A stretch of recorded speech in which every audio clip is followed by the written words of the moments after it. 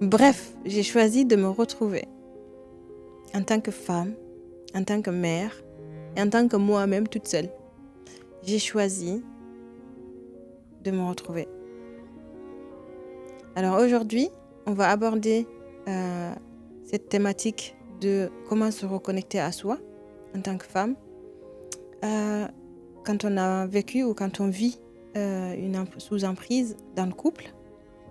Et donc, je rappelle que cette vidéo va être elle s'inscrit sur la suite de celle qu'on a traitée précédemment, qui expliquait à quoi consiste l'emprise, comment on comprend quand on vit dans un couple dans lequel on est sous emprise. Donc, pour les personnes qui ne l'ont pas encore vue, il est mieux d'abord de regarder cette vidéo-là avant de regarder celle-ci. Yes. Mais cette vidéo, du coup, c'est ce questionnement qui va nous amener à réellement aller se reconnecter à soi, aller se choisir finalement. C'est un questionnement qui est hyper important dans le processus. Un processus de reconstruction. Tant qu'on ne passe pas par ce questionnement, c'est une phase de remise en question un petit peu. C'est vraiment un moment où on se redéfinit, on se dit, mais qui je suis en fait ? Qui je suis ? Qui j'étais avant de rencontrer mon conjoint, mon mari ? Comment je vivais avant ? Comment je faisais mes choix ? Comment je décidais ? Comment est-ce que qui je serais si lui ne m'empêchait pas de faire ce que je voudrais faire ? Comment je serais s'il ne me disait pas des choses qui me font pleurer en milieu de la nuit ?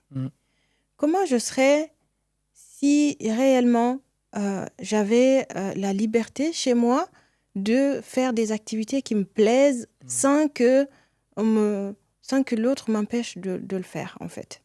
Et comment j'aimerais mes enfants aussi, si j'ai des enfants. Donc, tout ça, ce sont des questions auxquelles on doit pouvoir répondre avant de rentrer dans une phase d'action, en fait, pour pouvoir s'en sortir. Ouais. Une phase de libération, on va dire, oui. Mais donc, quand on vit sous emprise, on perd totalement son identité. On s'est calqué on s'est calqué à l'autre.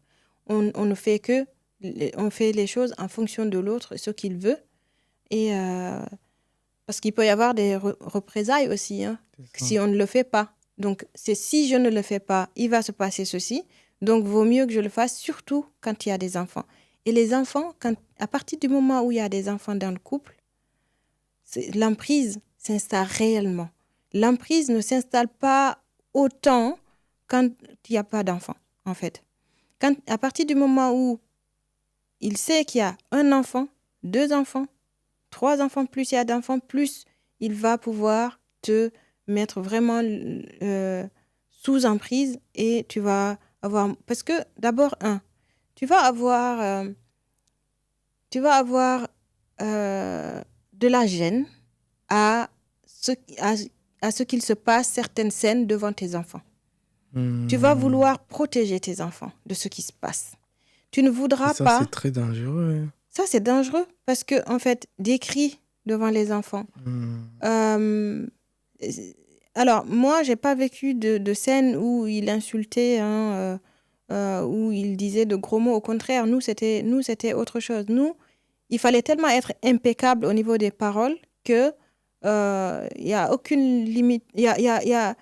Tu ne pouvais pas dire un mot de travers, en fait. Tout devait être très carré.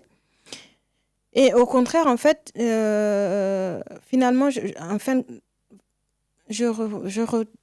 reformule. Dis-nous. En fait, je me suis rendu compte très tard que toute cette beauté des mots, tout le bon comportement qu'on cherchait à avoir était un cadre tellement rigoureux qu'on nous définissait pour pouvoir nous contrôler dans quelque chose et nous dire ce qu'on doit dire et ce qu'on doit faire.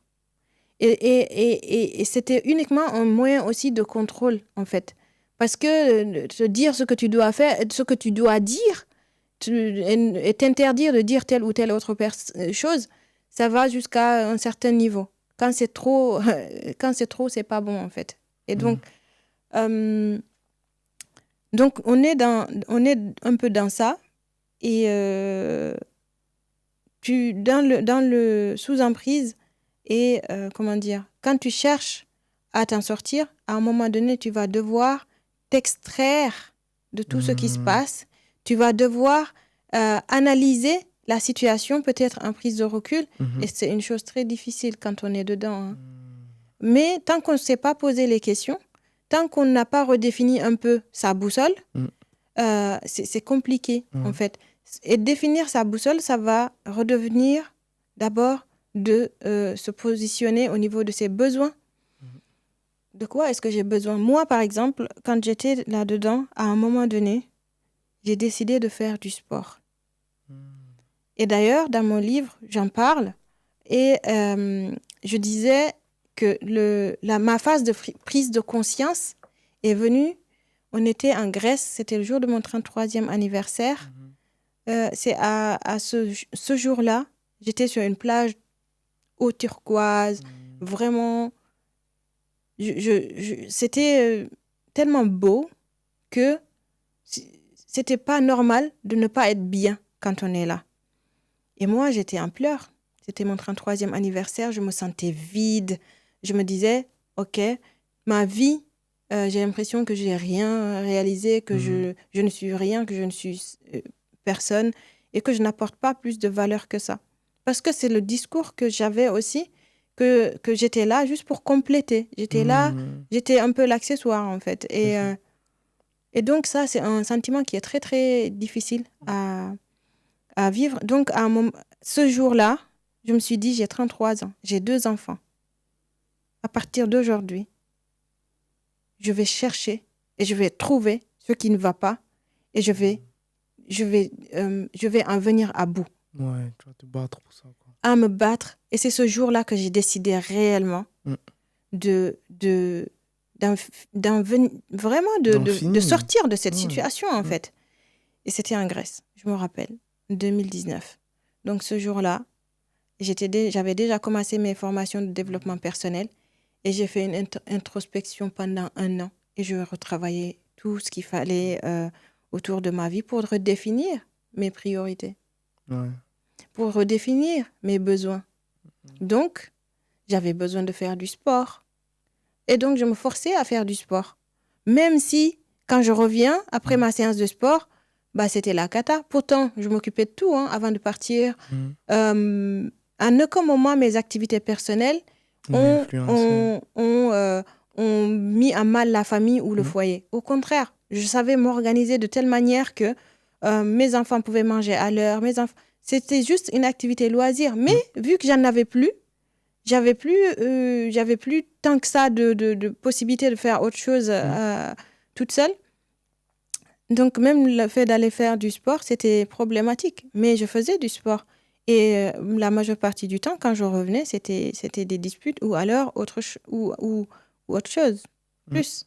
Mais tu te fais bouder pendant 3 jours parce que tu as choisi de faire quelque chose qui te plaît et que l'autre, ça ne lui convient pas parce que tu sors de son cadre. Et donc, à un moment, il faut se poser les questions. Savoir qui on est en dehors de l'autre. Savoir qui je suis en dehors de mon conjoint. Si moi, toute seule, je me prenais... Est-ce que le moi, il existe? Est-ce que lui, il existe? Est-ce qu'il a des amis? Est-ce qu'il a des activités? Est-ce que moi, j'ai des amis? Est-ce que j'ai des activités? Et après, qu'est-ce qu'on fait ensemble? Ou est-ce qu'il n'y a que le nous qui existe? Et tout le monde est un tout, en fait. On a un seul truc qui réunit tout le monde et que tout le monde tourne autour là-dedans, en fait, finalement.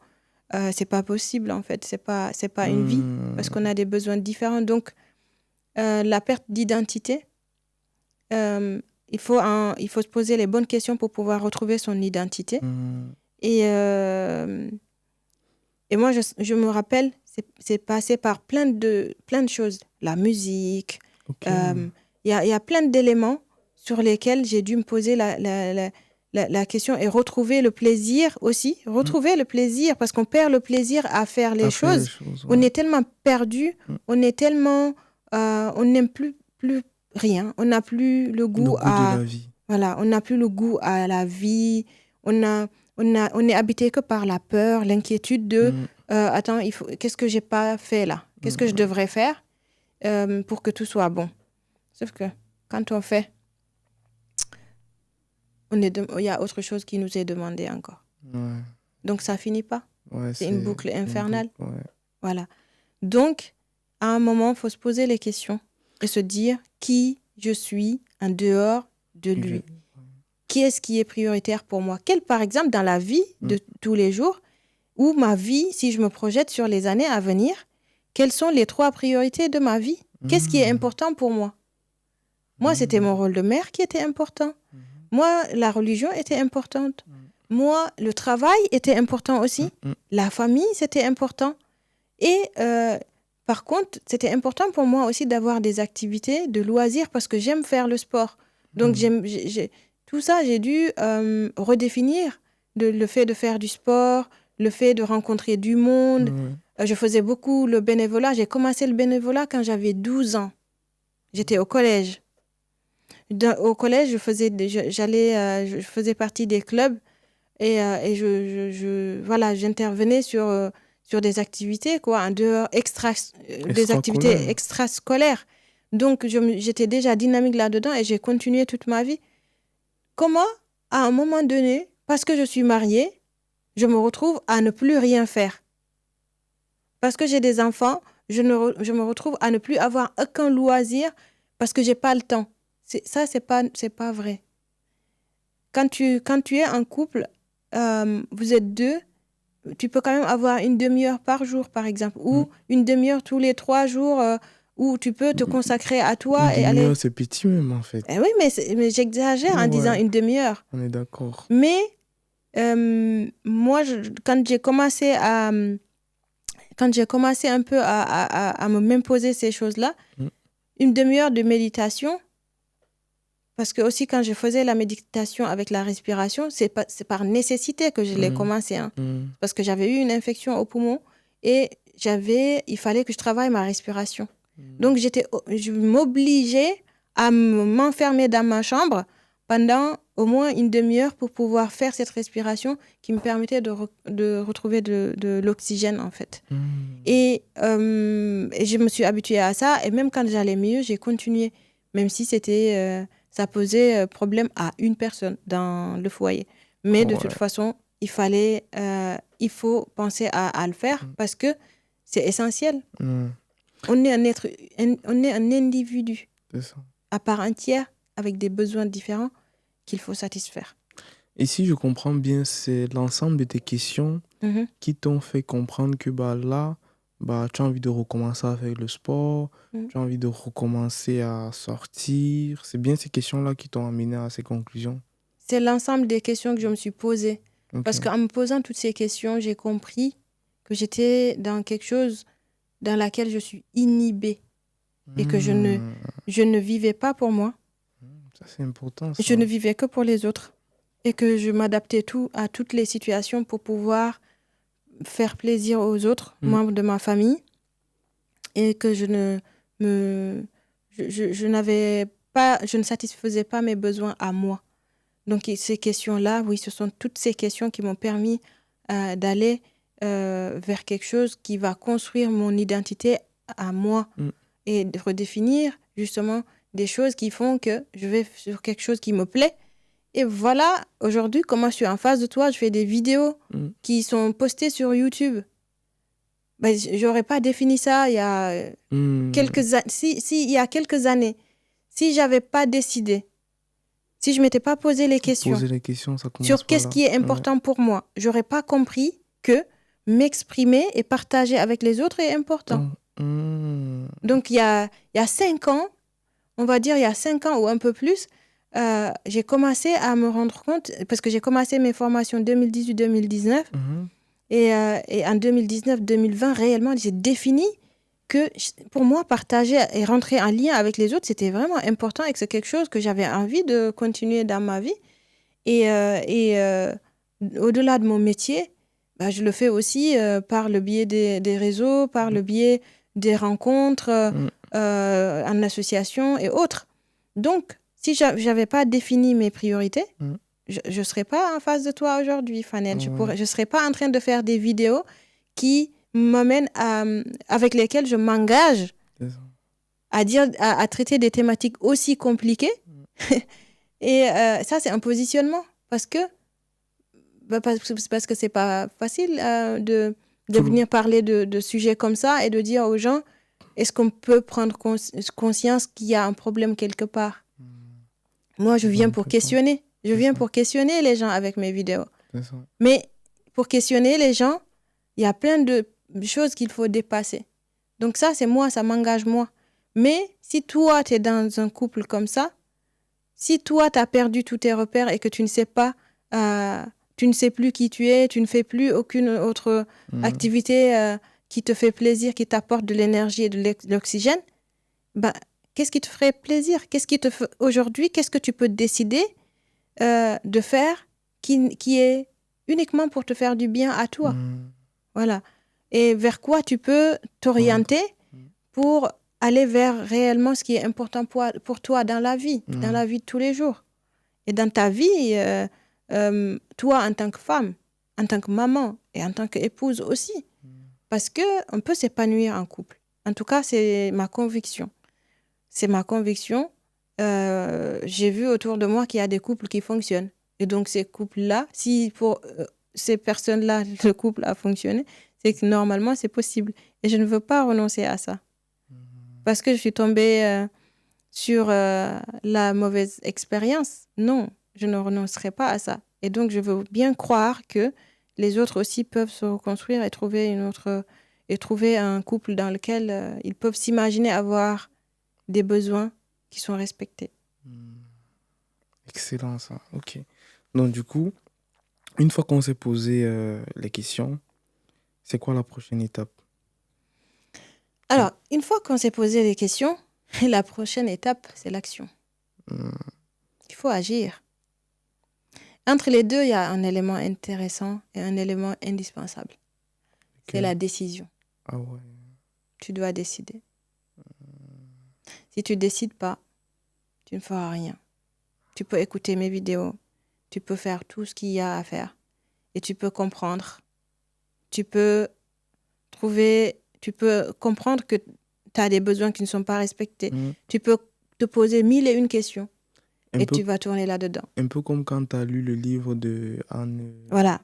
Quand j'ai lu le livre de Anne-Clotilde Ziegler, si je n'avais pas mis en application, je serais encore restée dans le questionnement, j'aurais encore continué à subir les questions. Surtout que tu étais dans le déni au début. J'étais dans le déni. Le déni, alors le déni, c'est le mode de survie. Parce que si on n'est pas dans le déni, on finit par devenir folle très vite. Parce que les coups de marteau, comme je les appelais, moi, les chocs que je recevais, j'appelais ça les coups de marteau. Donc, les coups de marteau que tu reçois tous les jours, que ce soit un cri, que ce soit, que ce soit un moment où il te rabaisse ou où il te fait comprendre que tu ne dois pas parler, je ne sais pas. Mais en tous les cas, ces coups de marteau-là, ça peut aussi être autre chose, beaucoup plus violent, mais je ne rentre pas là-dedans. On a déjà vu beaucoup de contenu là-dessus. Mais si tu décides, c'est ça qui va te faire sortir de là. C'est la décision et l'action. Voilà. On verra ça dans la prochaine vidéo. On verra ça dans les prochaines vidéos. Ok. Et c'est quoi le livre que je vois là à côté? Alors, le livre, c'est mon livre. Ouais. C'est le livre que j'ai écrit justement pour permettre aux gens de comprendre l'emprise et les violences conjugales pour en sortir. Et donc, pour en sortir, par contre, voilà, si on a compris à un moment, il faut qu'on mette en application tout ce que j'ai expliqué là-dedans. J'ai donné pas mal de clés pour que la personne elle puisse mettre des choses en place et qu'elle puisse vraiment aller vers la sortie, parce que c'est ça le but. Le but, c'est de sortir de là, parce que on est dans une relation qui ne fonctionne pas. On est dans une relation dysfonctionnelle. On est dans l'emprise. Si vraiment il y avait des solutions, j'aurais trouvé. J'ai attendu très longtemps. J'ai attendu plus de 10 ans. C'est puissant ce que tu viens de dire là. Oui. C'est puissant ce que tu viens de dire là. Oui, c'est puissant. S'il y avait des solutions, c'est que tu aurais trouvé. Oui. Comme Et pour j'ai dire que longtemps, tu as longtemps cherché, quoi. tu sais quoi? Tu sais, tu sais, il y a beaucoup de gens, d'ailleurs, même dans les commentaires, qui disent, mais comment tu as pu rester là-dedans aussi longtemps? L'espoir, c'est l'espoir. Je t'assure, tu gardes l'espoir. Et il sait te faire garder l'espoir.